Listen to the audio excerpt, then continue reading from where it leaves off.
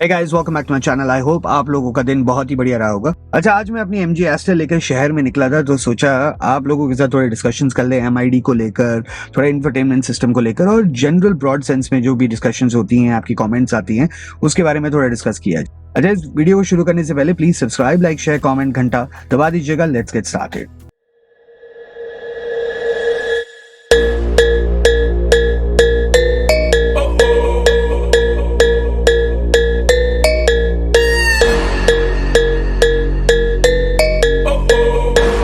जब बात करते हैं तो इसकी एमआईडी के बारे में, so in the MID you get a lot of option, specially जो सैवी और जो शार्प मॉडल्स हैं। सैवी में और शार्प में आपको डिजिटल एमआईडी मिल जाता है, तो इसमें आपको कई ऑप्शंस मिल जाते हैं। तो अगर आपके पास एडास वाला मॉडल है, तो एडास वाले मॉडल में आपका अगर आप यहाँ देखेंगे तो जैसे जैसे गाड़ी सामने अवेलेबल होगी तो वैसे वैसे वो गाड़ी आपको दिख जाएगी।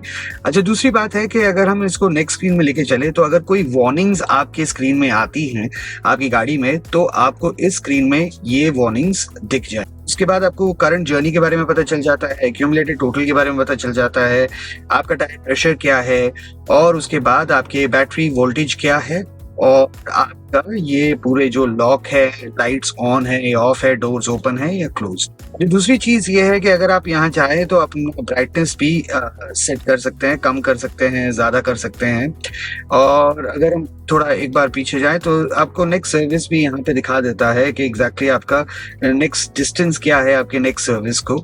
तो क्योंकि इसकी नेक्स्ट सर्विस होगी 20,000 किलोमीटर पर, तो मुझे अब ये 9,100 किलोमीटर दिखा रहा है मेरे एमआईडी। अच्छा, एक चीज मैं आपको बता दूं कि आज तक तो मैंने कोई लैग फेस नहीं किया है। जैसे अगर मैं मोर दबाता हूं तो इसमें आपको थीम स्टोर भी मिल जाता है, तो थीम में हम अपनी थीम्स को भी चेंज कर सकते हैं। माय थीम्स, जैसे मेरे पास यहाँ पे कई ऑप्शंस हैं। लाइट चेसर है, बेसिकली पर्पल है तो पर्पल चेंज कर दिया, अगर ग्रे है तो ग्रे हमने चेंज कर दिया। So basically there are options available for your theme. अच्छा, थीम स्टोर से भी आप थीम्स चेकआउट कर सकते हैं, तो अभी करंटली कोई अवेलेबल नहीं है, but in the end of the day हाँ, एक चीज है कि आफ्टर एवरी जैसे एप्लीकेशन, कोई भी आप एप्लीकेशन खोलते हैं तो उसके बाद आपको जनरली होम बटन ही दबाना पड़ता है वापस जाने के लिए। So I think MG needs to work on something like a back button और समथिंग लाइक दैट। तो अगर मोर में चले जाएंगे तो मोर में अगर व्हीकल सेटिंग्स में चले जाते हैं, अच्छा ये बहुत इंटरेस्टिंग पॉइंट है, क्योंकि यहाँ पे आपको लगभग जो आपके बेसिकली एडास के फीचर्स हैं, जो आपके एडास के मॉडल्स हैं, शार्प मॉडल में भी कुछ एडास के फीचर्स आते हैं, तो वो सब आपको यहाँ पे मिल जाते हैं। लैम्प, मतलब फॉलो मी लाइट्स करना चाहते हैं, जैसे रात में अंधेरे में आप गाड़ी पार्क करते हैं कहीं दूर, तो आप फॉलो मी लैम्प भी उसको कर सकते हैं कि वो 30 सेकंड्स के लिए ऑन रहे, 60 सेकंड्स के लिए ऑन रहे, 90 सेकंड्स के लिए ऑन रहेगा। टायर प्रेशर भी आपको यहाँ दिख जाता है बेसिकली, और फिर ईपीएस। अच्छा, ईपीएस ना, एक चीज मैं बताना चाहूंगा, ये फीचर आपको इस सेगमेंट की किसी भी गाड़ी में नहीं मिलेगा। जैसे अगर हम चाहे तो स्टीयरिंग को डायनामिक कर सकते हैं, अगर हम चाहे तो नॉर्मल में ये मिक्स ऑफ डायनामिक और अर्बन हो जाता है। अगर अर्बन कर देंगे तो एकदम ही देखिए स्टीयरिंग बिल्कुल लाइट हो चुका है। नाउ मैं इसको जनरली नॉर्मल में ही छोड़ता हूँ। फिर उसके बाद हम चलते हैं फॉरवर्ड कोलिजन वार्निंग में। फॉरवर्ड कोलिजन वार्निंग में आपको ये ऑप्शंस मिल जाते हैं। फॉरवर्ड कोलिजन आप यहाँ से ऑन कर सकते हैं। अगर हम ऑफ कर देंगे यहाँ पे, सो देखिए यहाँ पे भी आपको इन्फॉर्मेशन आ जाती है, तो ये आपको ऑटोमेटिकली बताता रहेगा कि autonomous emergency braking system of हो चुका है। एक्टिविटी है उसको हमेशा हाई पे रखता हूँ, मीडियम लो पे नहीं रखता हूँ, क्योंकि कभी कभी आपका ध्यान भटक जाता है। जैसे आप गाड़ी कभी चला रहे हो तो ध्यान भटक जाता है, तो ये आपको बचा लेता है। मुझे तो कई बार बचाया है। अगर हम लो करेंगे, आप मीडियम करेंगे, हाई करेंगे, ये कर सकते हैं। अच्छा, ये है पेडेस्ट्रियन ऑटो इमरजेंसी ब्रेक्स। अब ये जो पेडेस्ट्रियन ऑटो इमरजेंसी ब्रेक्स है, बेसिकली इसमें होता क्या है कि अगर एकदम से कोई चलते फिरते आपके सामने आ जाता है, तो इन the end of the day गाड़ी अपने आप इमरजेंसी ब्रेकिंग कर लेती है। आप उसको ऑफ भी कर सकते हैं, ठीक है, आप उसको चाहें तो आप उसको ऑन भी रखते, मैं तो ऑन ही छोड़ देता हूँ। अच्छा, rear drive assist. Now rear drive assist में आपको ये ऑप्शंस आ जाते हैं। लेन चेंज असिस्ट आ जाता है, ब्लाइंड स्पॉट डिटेक्शन आ जाता है, और रियर क्रॉस ट्रैफिक अलर्ट आ जाता है। सो इन दैट केस अगर हम लेट्स से सब बंद कर देते हैं, अगेन आपको ये मैसेज आ जाएगा कि सब कुछ बंद हो चुका है। अब इसको अगर हम ऑन कर देंगे तो again you will get all the messages here कि ये ऑन हो चुका है।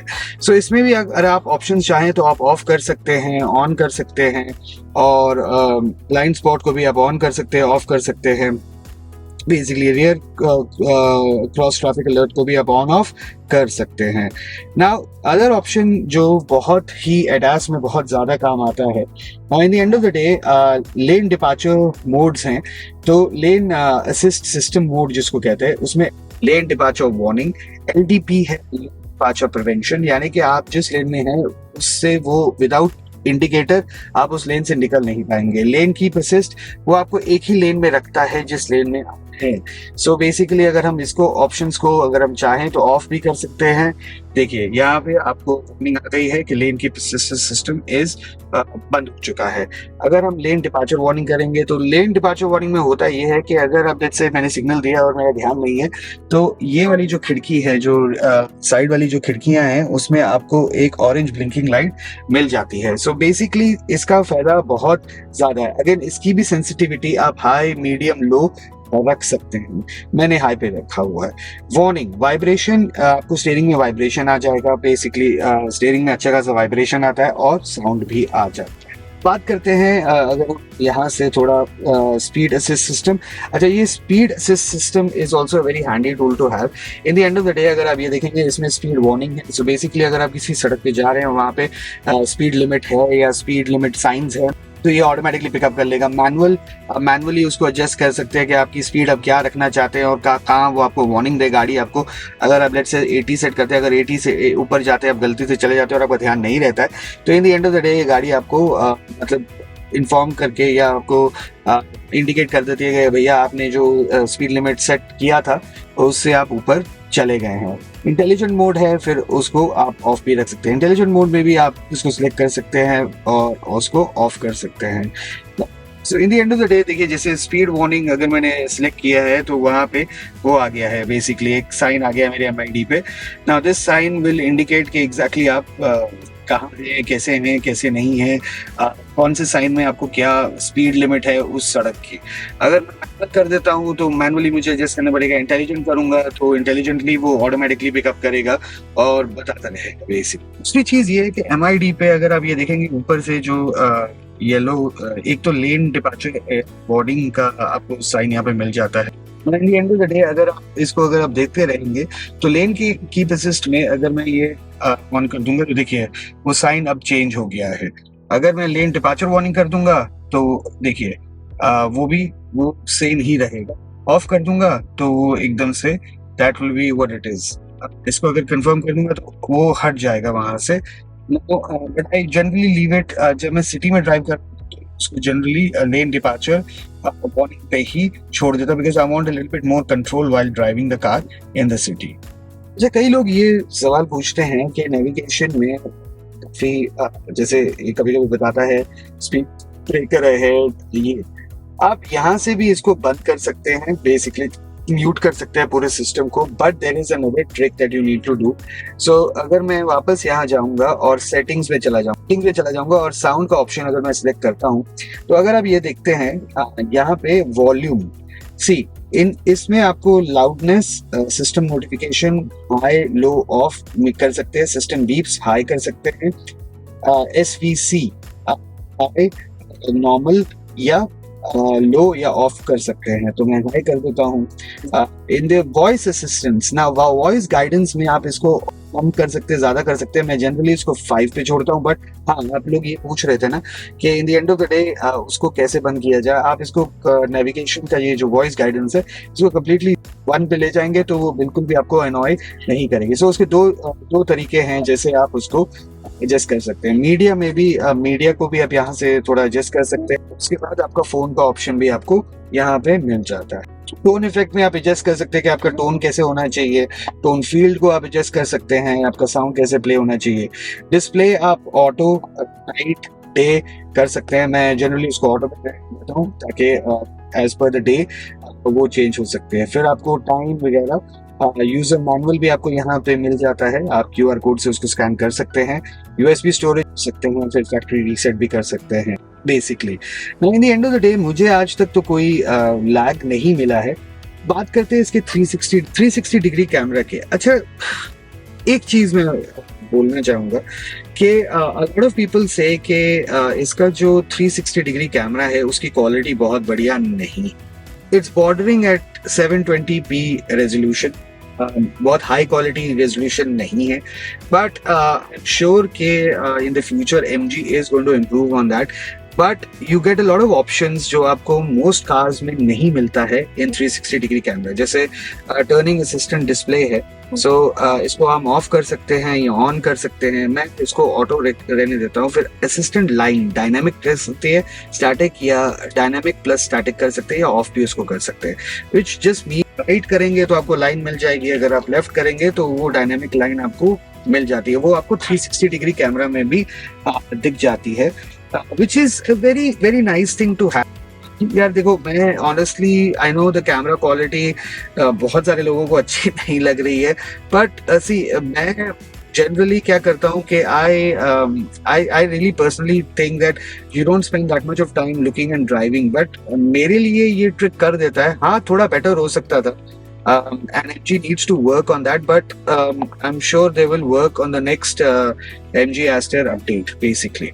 तो ये था थोड़ा रन डाउन MG Aster के MID को लेकर और इंफोटेनमेंट सिस्टम को लेकर।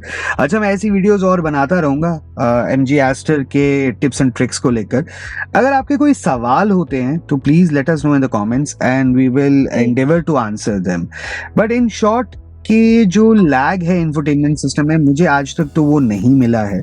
इन the end of the day MID में भी वो लैग नहीं मिला है। हाँ, कभी कभी मेरे साथ ऐसा हुआ है कि गाड़ी में हैंग हो गया है, जैसे टेक्निकली जो इंफोटेनमेंट सिस्टम है वो हैंग हो जाता है। बट उसमें मैंने आपको यहाँ पे आई कार्ड में आपको मिल जाएगा, उसमें हमने दिखाया था कि जो बैटरी टर्मिनल है, अगर वो इश्यूज आपके साथ आते हैं तो बैटरी टर्मिनल से आप जो नेगेटिव लाइन है उसको हटा दीजिए, 10 मिनट के लिए छोड़ दीजिए और उसके बाद उसको रिकनेक्ट कीजिए और most of the issues will be resolved.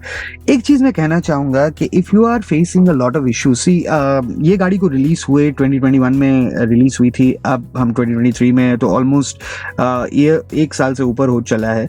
तो बहुत सारे अपडेट्स MG की तरफ से आ चुके हैं। So if you haven't updated the software on your MG Aster, I recommend that you update the software and look for the latest software that is available। अगर आपके पास MG Aster Savvy Sharp है तो उसमें तो आपके पास एक built in eSIM आता है जो जियो का है, तो इन the end of the day वो अपडेट्स आपको ओवर द एयर मिल जाएंगे। लेकिन अगर आपको ये इश्यूज आ रहे हैं तो take the car back to service which is in the smart and style variants. तो आप गाड़ी को जो मतलब शार्प और सैवी से जो नीचे के मॉडल्स हैं उनको आप ले जाइए basically in the end of the day to your MG service centre and ask them and tell them that these are the issues that you are having, ताकि वो उस गाड़ी को अपडेट कर सकें बेसिकली। और वो एक्चुअली लैपटॉप OBD 2 पोर्ट से कनेक्ट करके लैपटॉप से अपडेट उसको कर देते। आज की वीडियो के लिए बस इतना ही था। जाने से पहले please subscribe, like, share, comment, घंटा दबा दीजिएगा। Will see you in the next video now, bye.